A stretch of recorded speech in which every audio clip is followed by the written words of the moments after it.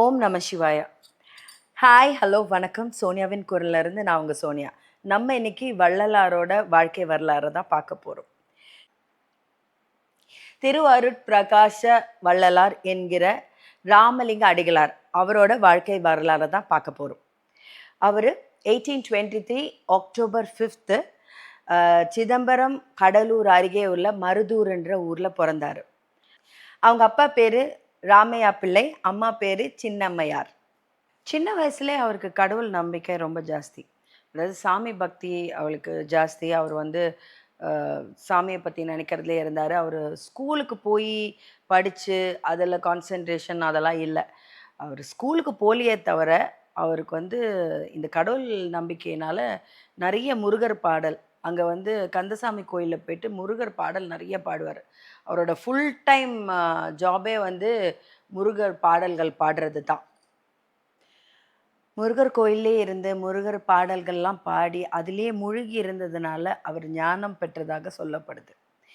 வள்ளலார் வந்து நிறைய முக்கியமான கொள்கைகளை இந்த உலகத்துக்கு கொடுத்துருக்காரு. அதில் மிக முக்கியமான 2 கொள்கை என்னென்னா, ஒன்று ஜீவகாருண்யம், இன்னொன்று சமரச சுத்த சன்மார்க்கம். ஜீவகாருண்யம்னா என்னன்னா, எல்லா ஜீவராசிகளுக்கும் செடி கொடி எல்லாத்துக்குமே லவ் கொடுக்கறது. எப்படின்னா, வாடிய பயிரை கண்ட போதெல்லாம் வாடினேன் அப்படின்னு ஒரு பாடலே பாடியிருக்காரு. ஒரு பயிர் வாடி இருந்ததை பார்த்தா கூட அவர் அதுக்கும் உயிர் இருக்கு, அது வாடி இருக்கேன்னு அவர் கவலைப்படுவாராம். ஸோ உலகத்தில் இருக்கிற எல்லா செடி கொடியிலிருந்து எல்லா உயிரினங்களுக்கும், யானை வரைக்கும் எல்லாத்துக்கும் உயிர் இருக்குது, எல்லாத்துக்கும் லவ் கொடுக்கணும், எல்லாத்த பற்றியும் நம்ம வந்து ஒரு கேர் இருக்கணும்னு சொல்கிறது தான் ஜீவகாருண்யம். சமரச சுத்த சன்மார்க்கம் அப்படின்னா ஜாதி மத இன பேதமின்றி இதெல்லாம் கடந்து கடவுளை நம்ம பார்க்கணும். கடவுளுன்றது உருவம் இல்லை, அது ஒரு ஜோதி வடிவம் தான். அது அப்படி பார்த்தா தான் எந்த கிளாசிஃபிகேஷனும் இருக்காது. அவர் வந்து அந்த மாதிரி ஒரு ஜோதி வடிவத்தில் தான் கடவுள் இருக்காருன்றதை ரொம்ப ஸ்ட்ராங்காக நம்பினார். எந்த பேதங்களும் எந்த டிஃப்ரென்சஸும் இருக்கக்கூடாதுன்றது நம்பினார்.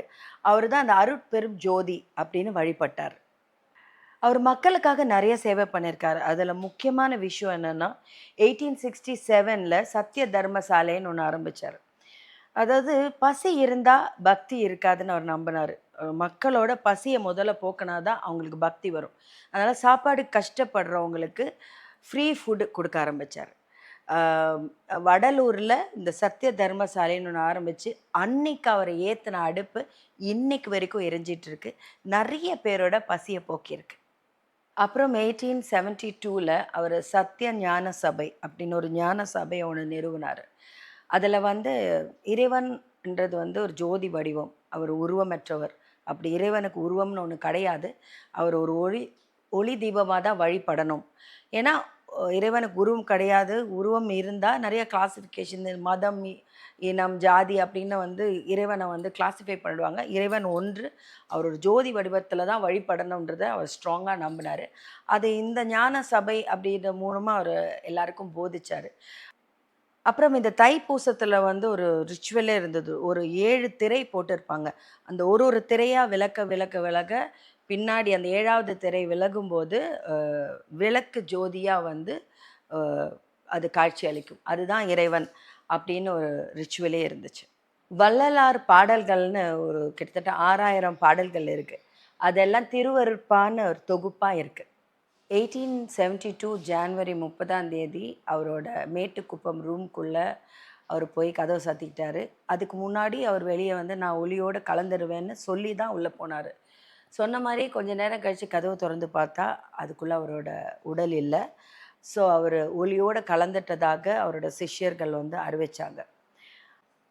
இன்றைக்கும் அவரோட இடங்களில் பார்த்தீங்கன்னா, அருட்பெரும் ஜோதி அருட்பெரும் ஜோதி தனிப்பெரும் கருணை அருட்பெரும் ஜோதி, அதாவது அவர் ஜோதியாக கலந்துட்டாருன்றது பொருள். அது இல்லாமல் பசிப்பிணை, ஆன்மநேய கோட்பாடுகள், இதிலெல்லாம் அவரோட குரல் இன்னமும் ஒலிச்சிட்ருக்கு. அவர் ஒரு ஆன்மீகவாதியாக மட்டும் இல்லாமல் அவர் சமூக சீர்திருத்தவாதியாகவும் ஒரு மருத்துவராகவும் ஒரு தீர்க்கதரிசியாகவும் பார்க்கப்படுறாரு. சமபந்தி போஜனத்தை வந்து வளர்க்க சொன்னார். அதை ரொம்ப நம்பினார். அப்புறம் இந்த பலி கொடுக்கறது, அந்த மாதிரி நிறைய மூட நம்பிக்கைகளை எதிர்த்தார். அதெல்லாம் பண்ணவே கூடாது. இத்தனைக்கும் அவர் கோயிலுக்கு போவார், சாமி கும்பிடுறது எல்லாம் பண்ணனாலும் எந்த உயிரையும் கொல்ற உரிமை யாருக்குமே கிடையாதுன்றத வந்து அவர் சொன்னார். கடைசி வரைக்கும் ஜீவகாருண்யமே கடவுள் வழிபாடுக்கான திறவுகோல்ன்றத நம்பினாரு, சொன்னார். ஸோ வள்ளலாரோட வரலாறு உங்கள் எல்லாருக்கும் பயனுள்ளதாக இருக்கும்னு நான் நம்புகிறேன். இனி நல்ல தகவல்களோடு உங்களை அடுத்த வாட்டி சந்திக்கிறேன். அது வரைக்கும் நன்றி, வணக்கம். ஓம் நம சிவாய.